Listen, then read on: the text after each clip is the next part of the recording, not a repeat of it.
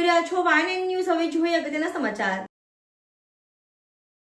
Dabhoi additional district and session court દ્વારા Dabhoi police સ્ટેશનમાં વર્ષ 2023ના પ્રથમ માસમાં નોંધાયેલ પોક્સો અપહરણ અને બળાત્કારના ગુનામાં આરોપીને 20 વર્ષની સજા કરતો અને કુલ 38,000નો દંડનો હુકમ કર્યો છે।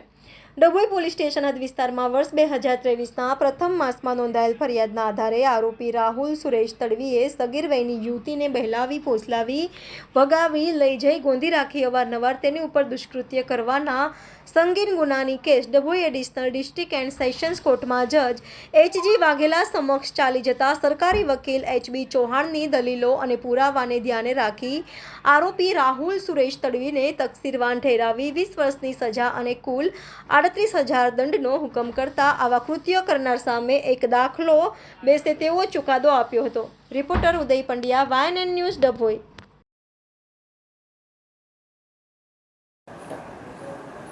સને 2023ના અરસામાં ડભોઈ પોલીસ સ્ટેશનના ગ્રામ્ય વિસ્તારની ભોગ બનનાર નાઓને રાત્રિના સમયે પટાઈ, ફૂસલાવી, ભગાડી લઈ જઈ તેની સાથે દુષ્કૃત્ય કરનાર તેમજ મદદગારી કરનાર ઈસમ વિરુદ્ધનો કેસ મહેરબાન ડભોઈના એડિશનલ ડિસ્ટ્રિક્ટ એન્ડ સેશન જજ શ્રી H.G. વાઘેલા સાહેબની કોર્ટમાં ચાલી જતા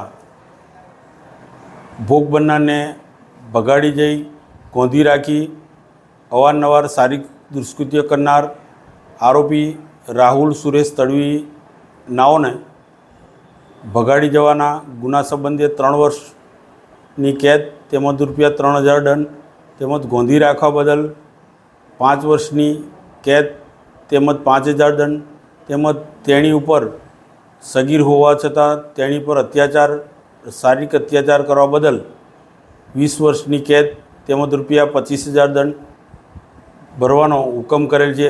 તેમજ દંડ ન ભરે તો વધુ 1 માસની સજા ભોગવવાનો હુકમ કરેલ છે। તેમજ